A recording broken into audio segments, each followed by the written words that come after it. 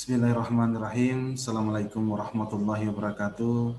Selamat gini hari untuk saudara-saudara sekalian. Semoga selalu dalam lindungan Allah Subhanahu wa taala. Saya berharap dan berdoa semoga teman-teman juga sekalian selalu dalam keadaan sehat walafiat.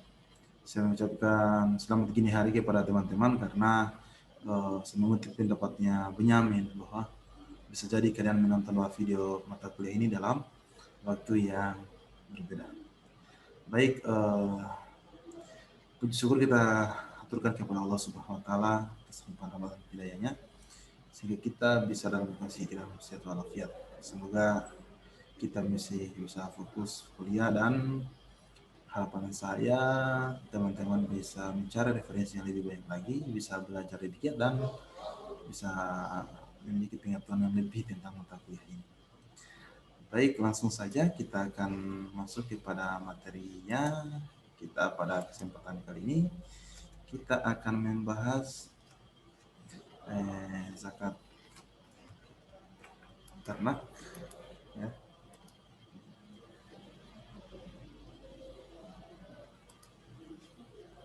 Kita akan membahas zakat ternak, saudara-saudara.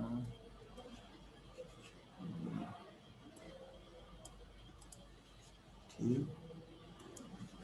Langsung saja kita akan bahas tentang zakat ternak. Akan dibawakan oleh sendiri Muhammad Tonasa MAK. Baik, yang pertama sebelum kita bahas tentang zakatnya, nah, apa sih yang dimaksud dengan hewan ternak itu sendiri? Jadi di sini yang dimaksud dengan hewan ternak adalah al-an'am. Karena banyaknya nikmat Allah Subhanahu wa taala yang dianugerahkan kepada hambanya melalui hewan-hewan tersebut. Nah, hewan ternak itu mencakup unta, sapi, dan kambing. Nah, unta disebutkan lebih dahulu dari yang lain karena ia adalah hewan yang paling utama bagi bangsa Arab. Nah, unta atau ibil adalah bentuk kata benda jamak atau plural yang tidak memiliki bentuk kata tunggal. Nah, bentuk jamak atau plural dari ibil adalah abal. Ini dalam bukunya Abdul Aziz Muhammad Azam atau dalam fikih ibadah.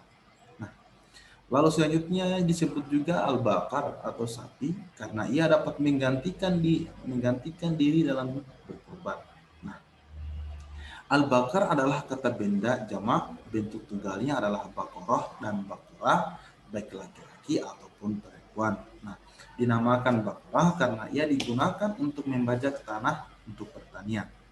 Terakhir, al-ghanam atau kambing adalah kata benda tunggal untuk banyak ataupun sedikit, baik laki-laki maupun perempuan. Dinamakan al-ghanam karena ia adalah hewan yang dimangsa atau al-ghanam. Baik, apa? Sudah? Mau bikin surat. Surat apa? Surat untuk di bank, tapi yang diganti cuma ininya. Jadi Bank BRI Syariah. Ikuti saja yang tadi, Pak. Gimana ceritanya? Kebuah kapan, Kak? Jam 11. Hah? Sebentar ini. Nah, bisa kau tunggu 20 menit dulu? Saya selesaikan materi dulu, Bang, ya? Ayo, Pak. Nah, sudah terlanjur masuk ini. Oke. Baik. Nah, bagaimana dasar hukum zakat ternak? Nah, untuk dasar hukum zakat ternak ini dalam dunia binatang itu amat luas dan banyak, tetapi yang berguna bagi manusia itu sedikit sekali.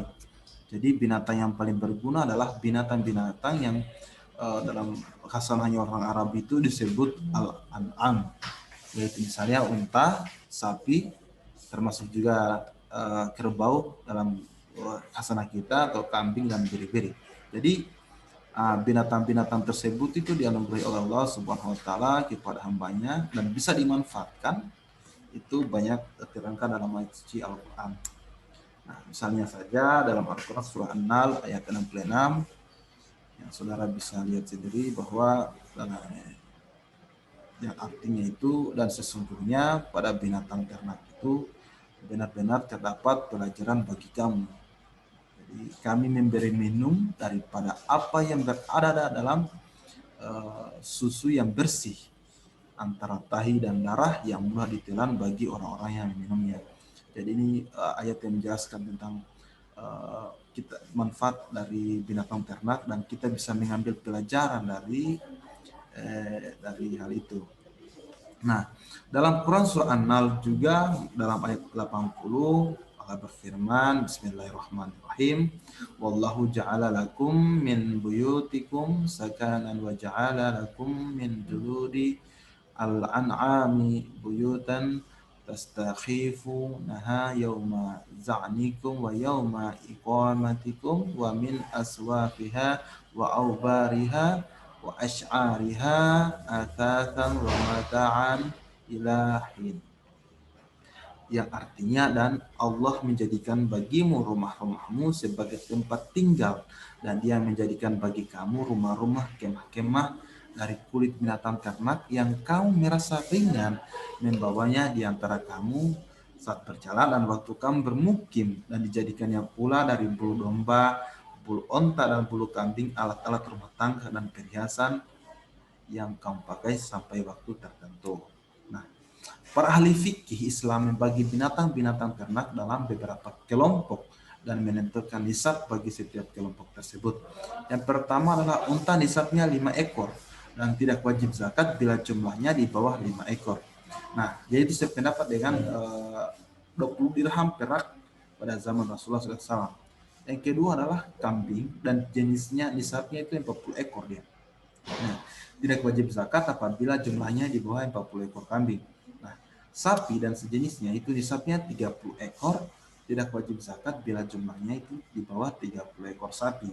Nah, binatang-binatang ternak lainnya itu yang bisa juga dianalogikan dari ketiga kelompok di atas. Sebagai contoh misalnya itu nisab kerbau dapat dianalogikan dengan nisab sapi dan lain sebagainya.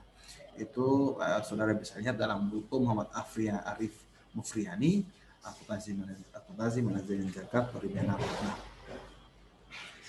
untuk hewan yang ternak yang wajib dizakati, bagaimana sih nisab zakat unta itu? Nah, yang pertama untuk unta ya, apabila syarat-syarat diwajibkan zakat atas unta telah terpenuhi, maka dalam setiap 5 unta itu zakatnya 1 kambing. Nah, dalam 10 unta zakatnya 2 kambing, 15 unta zakatnya 3 kambing, dan dalam 20 unta itu zakatnya 4 kambing. Nah, hal ini sebagaimana diterangkan dalam As-Sunnah dan Ijma' Al-Fauzan Fikih sehari-hari. Nah, apabila jumlah unta mencapai 20 ekor, maka zakat yang wajib dikeluarkan adalah unta betina yang berumur 1 tahun dan memasuki umur 2 tahun atau yang disebut juga bintu makad. Nah, dinamakan bintu makad karena biasanya induknya telah hamil lagi. Nah, apabila jumlah untanya mencapai 36 ekor, maka zakat yang wajib dikeluarkan adalah unta betina yang berumur 2 tahun dan memasuki umur 3 tahun atau disebut juga bintu labun. Nah, apabila jumlah unta mencapai 40 ekor, maka zakat yang wajib dikeluarkan adalah haqqah, yaitu unta yang genap berumur 3 tahun. Nah, dinamakan haqqah karena dalam umur ini unta betina sudah layak dikawinkan atau mengandung atau ditunggangi. Baik. Nah, apabila jumlah untanya juga mencapai 61 ekor unta, maka zakat yang wajib dikeluarkan adalah jaz'ah, yaitu unta yang genap berumur 4 tahun. Apabila jumlah unta mencapai 76 ekor, maka zakat yang wajib dikeluarkan adalah 20 ekor unta betina yang berumur 2 tahun. Apabila jumlah unta mencapai 94 ekor, maka zakatnya yang wajib dikeluarkan adalah 2 ekor unta yang umurnya genap 3 tahun atau haqqah. Apabila jumlah unta lebih dari 120 ekor, maka zakat yang wajib dikeluarkan adalah 3 ekor unta betina yang berumur 2 tahun. Saleh ini menurut saya Al-Fauzan fikih sehari. Nah, bagaimana nisab zakat sapi? Jadi zakat sapi adalah 30 ekor. Artinya jika seseorang memelihara sapi dan telah mencapai jumlah ini, ia wajib mengeluarkan 1 tabi', baik jantan maupun betina. Menurut mazhab Syafi'i dan Maliki, mengeluarkan sapi betina lebih utama. Sedangkan jika telah mencapai 40 ekor, maka wajib mengeluarkan 1 musinnah betina. Ini bisa dilihat dalam As-Maji Mukhtar, dialog lintas mazhab fikih ibadah dan muamalah. Nah, bagaimana jika jumlah sapi telah melebihi 40 ekor? Nah, dalam setiap 30 ekor wajib menyalurkan satu tabi, baik jantan maupun betina. Sementara itu, dalam setiap 40 ekor sapi wajib menyalurkannya satu mesinah betina. Mengenai tabi dan mesinah ada perbedaan pendapat di beberapa mazhab. Nah, pendapat yang terbaik itu tabi adalah anak sapi yang genap umurnya 1 tahun dan atau memasuki 2 tahun. Sedangkan musinah adalah anak sapi yang berumur 2 tahun atau dia memasuki umur 3 tahun. Definisi ini disepakati oleh berbagai mazhab selain mazhab Maliki. Adapun menurut mazhab Maliki, tabi adalah anak sapi yang genap berumur 2 tahun dan memasuki umur 3 tahun atau memasuki umur 3 tahun, dan musina adalah anak sapi yang genap berumur 3 tahun atau memasuki umur 4 tahun. Nah, bagaimana nisab zakat kambing atau domba? Jadi dasar hukum dalam hadis yang diriwayatkan oleh Imam Bukhari yang artinya mengenai zakat kambing yang dilepas mencari makan sendiri, jika mencapai 40 ekor hingga 120 ekor kambing, zakatnya adalah seekor kambing, satu kambing. Jika lebih dari 120 hingga sampai 200 ekor kambing, zakatnya itu 2 ekor kambing. Jika lebih dari 200 sampai 300 ekor, zakatnya itu 3 ekor kambing. Jika lebih dari 300 ekor kambing, maka setiap 100 ekor zakatnya satu ekor kambing. Nah, apabila jumlah kambing yang dilepas mencari makan sendiri kurang dari 40 ekor, maka tidak wajib zakat atasnya kecuali jika pemiliknya itu menginginkan. Nah, jadi nisab atau adalah ukuran. Jadi kita flashback kembali bahwa nisab adalah ukuran atau takaran bagi barang atau harta yang wajib dizakati yang sudah ditetapkan oleh syara. Nah, adapun nisab bagi zakat kambing atau domba dalam hadis riwayat Anas bin Malik di atas dapat disimpulkan bahwa nisab kambing atau domba adalah jika sudah mencapai 40 ekor, maka zakatnya adalah 1 ekor domba usia 1 tahun atau kambing usia 2 tahun. Dan jika mencapai lebih dari 120 ekor, maka zakatnya adalah 2 ekor domba usia 1 tahun atau kambing usia 2 tahun. Nah, dan jika jumlah dari 200 ekor, maka zakatnya adalah 3 ekor domba usia 1 tahun atau kambing usia 2 tahun. Setelah itu, pada setiap 100 ekor, zakatnya seekor domba usia 1 tahun atau kambing usia 2 tahun. Nah, dalam konsep fikih, untuk menentukan jumlah nisab atau takaran itu ada beberapa hal yang perlu diperhatikan. Yang pertama, jadi binatang ternak yang masih muda itu tidak diperhitungkan dalam menentukan jumlah nisab.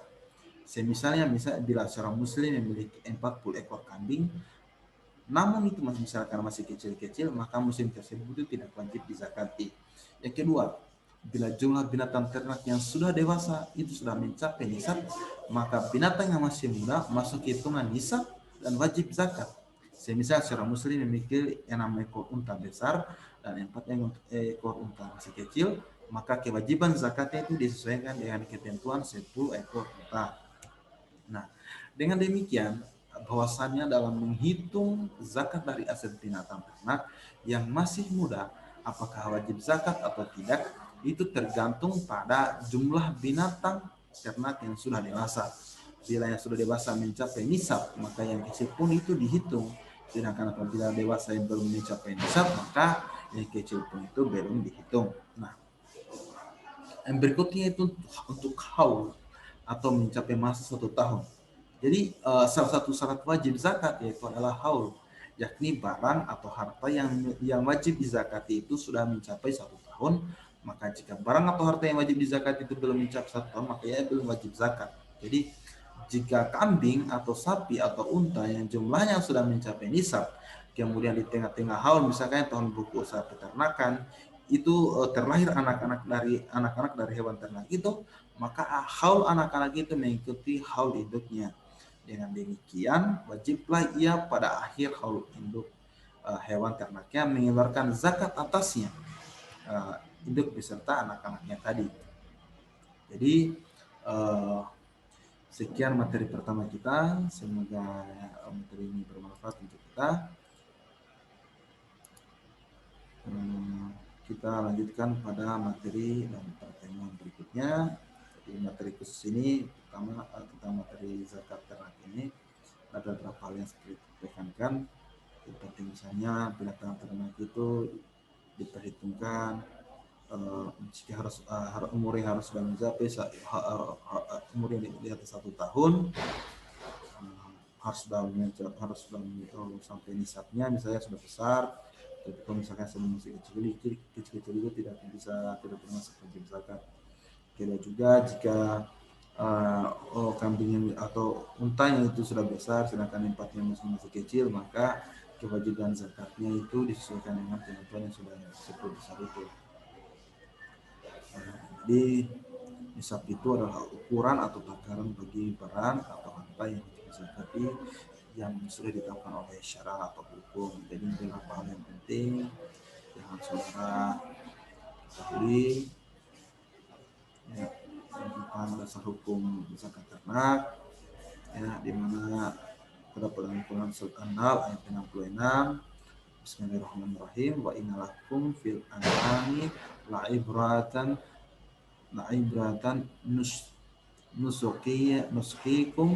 nuskikum mimma fi butunihi min baini farathin wadamin labanan khalisan sa'iran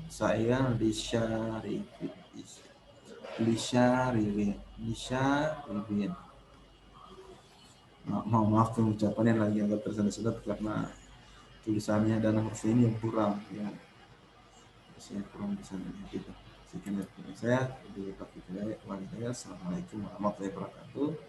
Semoga materi ini bermanfaat.